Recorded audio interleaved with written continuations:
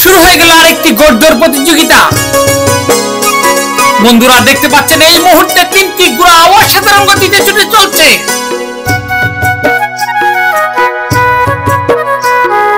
ঘোড়া তিনটি হলো ঋতুরাজ, সোনার মডেল ও পাগলা তুফান।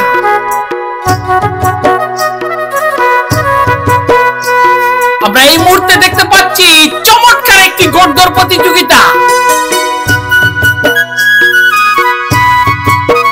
আমরা আছি সুনামগঞ্জ জেলার জামালগঞ্জ থানার কাঠালিয়া মাঠে গ্রাম বাংলার ঐতিহ্যবাহী ঘোড়াদৌড় প্রতিযোগিতায়।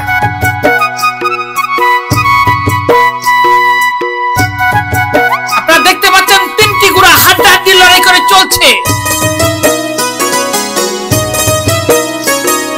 সবার আগে এগিয়ে রয়েছে ঋতুরাজ ঘোড়াটি, ঠিক তার পিছনে রয়েছে পাগলা তুফান এবং তার পিছনে রয়েছে সোনার মডেল ঘোড়াটি।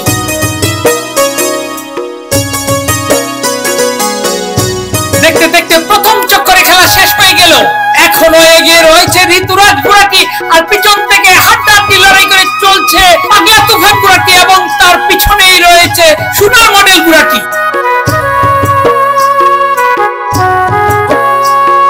আপনারা দেখতে পাচ্ছেন চমৎকার গতিতে ছুটে চলছে এখনো ঘোড়া তিনটি সমান তালে হাড্ডাহাড্ডি লড়াই করে।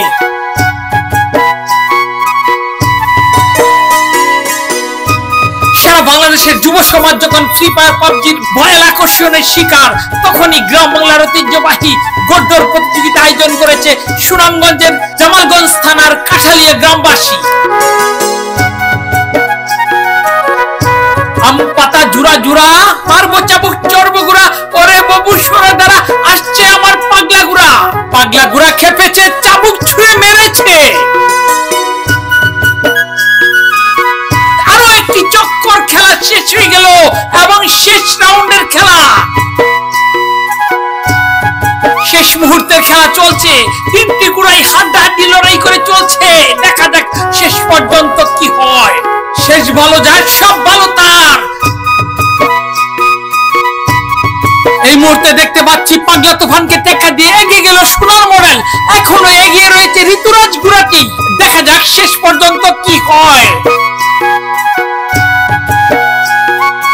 আমরা আছি সুনামগঞ্জ জেলার জামালগঞ্জ থানার কাঠালিয়া মাঠে গ্রাম বাংলার ঐতিহ্যবাহী ঘোড়াদৌড় প্রতিযোগিতায়।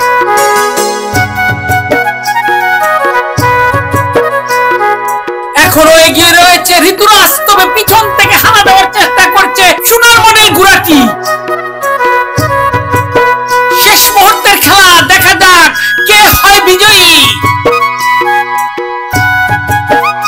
আমরা শেষ মুহূর্তে দেখলাম বিজয়ী হয়ে গেল ঋতুরাজ ঘোড়াটি এবং দ্বিতীয় স্থান অধিকার করলো সোনার মডেল ঘোড়াটি। এই ধরনের ঘোড়দৌড় প্রতিযোগিতা দেখতে আমাদের সাথেই থাকুন। ধন্যবাদ সবাইকে।